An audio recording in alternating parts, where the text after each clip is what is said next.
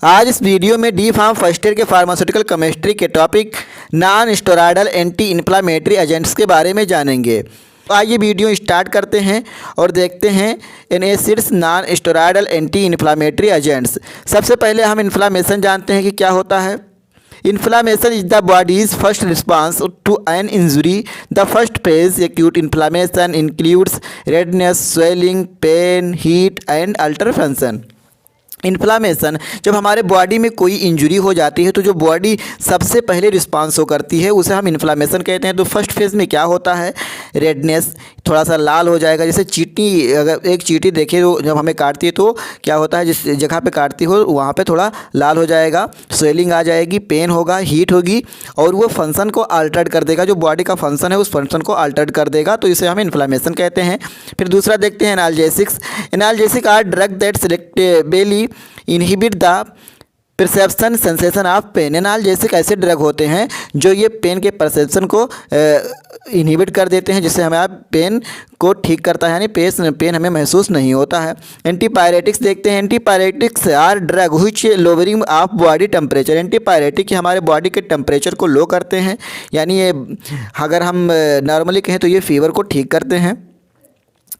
एनएसिड्स drugs are use primarily to treat inflammation, mild to moderate pain and fever. Non steroidal anti inflammatory drug ये primarily inflammation और pain और fever को ये ठीक करते हैं। Specific use to include the treatment of headache, arthritis, sport injury and menstrual cramps. Specific use अगर NSAIDs का देखें तो ये हेडेक, आर्थराइटिस यानी जो कि जॉइंट डिसऑर्डर है, मेंस्ट्रुअल क्रैम्प्स, स्पॉट इंजरी को ये ठीक करता है। Non steroidal anti inflammatory are act by inhibiting the synthesis of prostaglandin and related compounds. NSAIDs ये प्रोस्टाग्लैंडिन की सिंथेसिस को इनहिबिट करके अपना एक्शन शो करता है, और जो इस एनएसिड से रिलेटेड कंपाउंड है ये क्या करते हैं, ये प्रोस्टाग्लैंडिन की सिंथेसिस को इनहिबिट कर देते हैं। हम लोग मैकेनिज्म ऑफ एक्शन में देखेंगे कि ये क्वाक्स साइक्लोऑक्सीजनेज एंजाइम को इनहिबिट करके प्रोस्टाग्लैंडिन की सिंथेसिस को इनहिबिट करेगा। फिर उसके बाद में ये पेन और इन्फ्लामेशन को ठीक करेगा। मैकेनिज्म ऑफ एक्शन देखते हैं एनएसिड्स का। हमें पता है हमारा बॉडी सेल से मिलकर बना हुआ है। जब हमारे बॉडी में कोई इंजरी हो जाती है तो सेल का फास्फोलिपिड फास्फोलाइपेज A2 एंजाइम के हेल्प से ये एराकिडोनिक एसिड में कन्वर्ट हो जाता है। फिर एराकिडोनिक एसिड साइक्लोऑक्सीजनेज एंजाइम के हेल्प से प्रोस्टाग्लैंडिन G2 में कन्वर्ट हो जाता है। फिर प्रोस्टाग्लैंडिन G2 पेरोक्सीडेज एंजाइम के हेल्प से PGH2 में कन्वर्ट हो जाता है प्रोस्टाग्लैंडिन H2 में। फिर prostaglandin H2, prostaglandin E2, prostaglandin D2, prostaglandin F2 alpha, prostaglandin I2, thromboxane A2 में कन्वर्ट हो जाता है, जो कि ये प्रोस्टाग्लैंडिन के आइसोमर हैं और ये पेन और इन्फ्लामेशन के लिए रिस्पॉन्सिबल होते हैं। साइक्लोऑक्सीजनेज एंजाइम ये दो टाइप का होता है, COX-1 एंड COX-2। COX-1 ये हमारे बॉडी में हमेशा से प्रेजेंट होता है।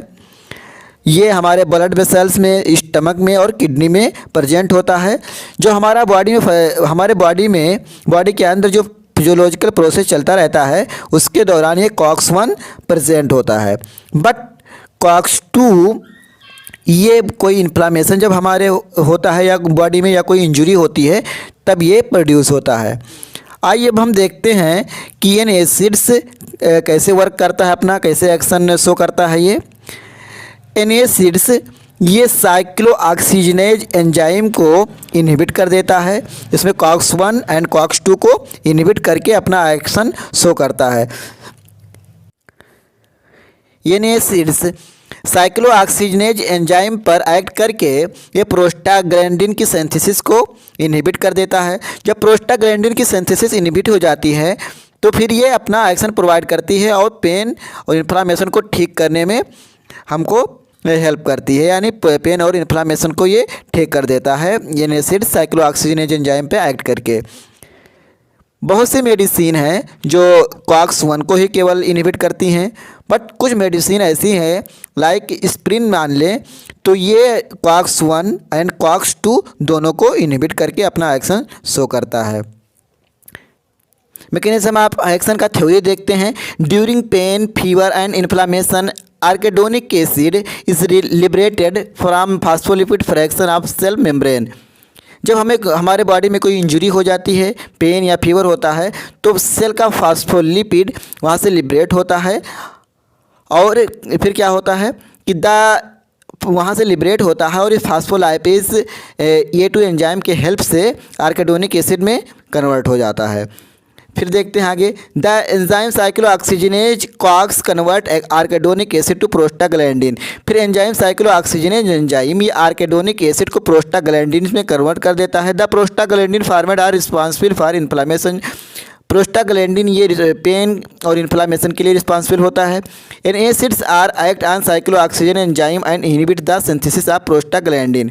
और एन एसिड्स यानी non steroidal anti inflammatory medicine ये साइक्लोऑक्सीजनेज एंजाइम पे एक्ट करके उसको प्रोस्टाग्लैंडिन की सिंथेसिस को इनहिबिट कर देता है। There are two form of the cyclooxygenase enzyme.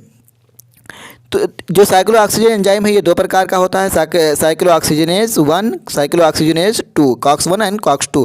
COX 1 is always present and it is found in blood vessel, stomach and kidney, but COX is induced only during inflammation. COX 1 यानी cyclooxygenase enzyme 1 ये हमेशा हमारे body के blood vessel, stomach और kidney में present होता है, but COX 2 ये इन्फ्लामेशन के दौरान ही इंड्यूस होता है। Drug like aspirin are non-selective COX inhibitors and they inhibit both COX-1 and COX-2. Non-selective inhibitor aspirin ये COX-1 and COX-2 दोनों को इनहिबिट करके अपना एक्शन शो करता है।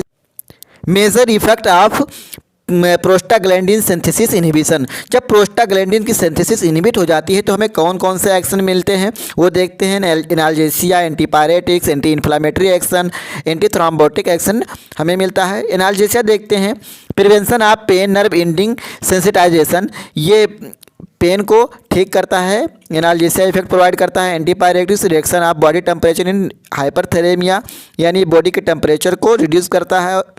Anti inflammatory action, reduction in sign of inflammation, pain, swelling and vasodilation, यानी ये inflammation के जो साइन एंड सिम्टम होते हैं उनको रिड्यूस कर देता है। Anti thrombotic action, inhibition of platelet aggregation, ये प्लेटलेट्स के एग्रीगेशन को ये इनहिबिट कर देता है, जो कि यूजफुल होता है preventing of myocardial infection. Myocardial infection को प्रिवेंट करने के लिए ये यूजफुल होता है। क्लासिफिकेशन ऑफ एन एसिड्स देखते हैं। Salicylic acid derivative compound like aspirin, acetyl salicylic acid, sodium salicylate, salsalate, diflunisal, sulfasalazine. Para aminophenol derivatives compound acetaminophen, paracetamol.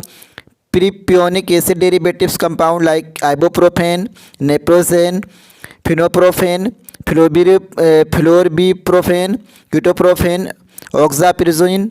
Acetic acid derivatives compound diclofenac, etodolac, ketorolac, indomethacin, sulindac, tolmetin, नेबुमिटोन।